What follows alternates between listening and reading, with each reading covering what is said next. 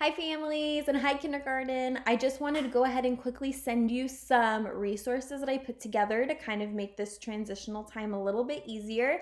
You're going to be receiving two separate PDFs or two separate documents, one for math, one for reading, but they're set up the exact same way. So as long as you know how to navigate through one, you're going to be able to navigate through the other. So the one that I'm looking at right now is the math one. It's additional math resources.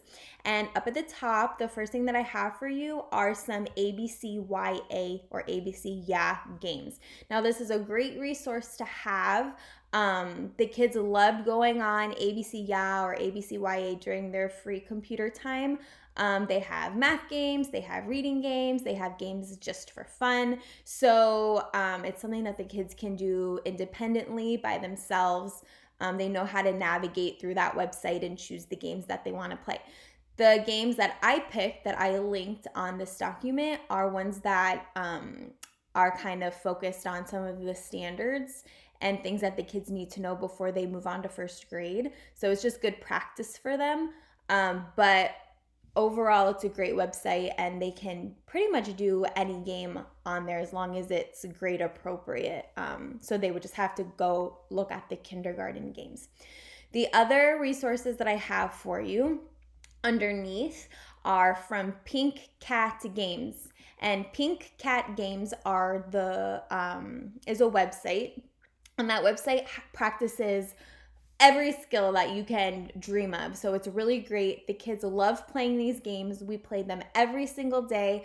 They're super independent with it, and it's very familiar to them, so they know how to do it. So if you look at the first one that I have for you, for example, counting tens and ones, there's a little picture of like some base 10 blocks, and that's how the kids are going to know what skill they're going to be practicing. So they can do these in any order. They can choose whatever game they want to play. The pictures will be familiar to them, and my hope is that they'll be able to think like, oh, okay, well, I remember counting these at school, so this must be what I'm going to be practicing playing the game. Now, the game comes in two different formats. There's the monster game, and then there's the spinning wheel game, and the kids are very familiar with both of them. So it's really their preference which one they want to play because it's practicing the same skills. So if you click on the picture of the actual like monster, it's going to take you right to that website, right to that game. It's just the settings page. Now for this, it's very important because the maximum of possible answers defaults at 4. For some kids, they can look at 4 different answers and determine the correct one. For other kids, 4 answers is too many. So you might want to switch it to 2 answers so that they're only distinguishing between 2 instead of being distracted by so many extra answers. So that's one thing I would advise you to pay attention to. For the spinning wheel game, if you click on that, it's going to take you to the same choose settings game, but this one's a little bit different because there's more things that you can change about it. The first thing is the number of teams. Now, this game might be fun to play you and your child together. You can do 2 teams. If you and your child, and if you have other kids, you all want to play together, you might be doing 3 or 4 or 5 teams. But if your child is playing by themselves, I would suggest either changing it to 1 team or to 2 teams because the more teams, it just gets more confusing. So go ahead and change that. The next thing to change is the length of play. So when we play as a class, we play for 5 minutes because that means everybody gets a turn and the kids are only sitting for 5 minutes, which is a long time for kindergartners anyway. You can change it to however long you want. It defaults at 20, and 20 minutes just might be too long.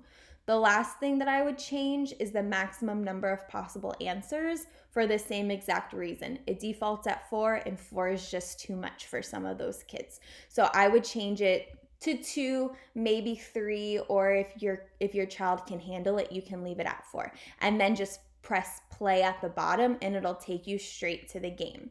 So I just wanted to share those with you. These are for math, like I said, but reading is going to work the same way. Your ABC games and then your monster games and your spinning wheel games just for different reading strategies and things like that. So I'm going to send this math one out now. The reading one I'll probably send out tomorrow. And like I said, you can use this week to kind of keep your kids busy and keep them practicing those skills. Or you can use it in conjunction with the lesson plan menu that I'm going to be sending out like Sunday night to start on the 30th when that distance learning is actually going to start. So these are great resources for you to use. Use them as you wish. The kids are able to do them by themselves. Like I said, they're independent and they enjoy them. So I just thought I'd share with you. If you need anything, please don't hesitate. Please let me know because I'm here to help and I want to do whatever I can to support you and your child.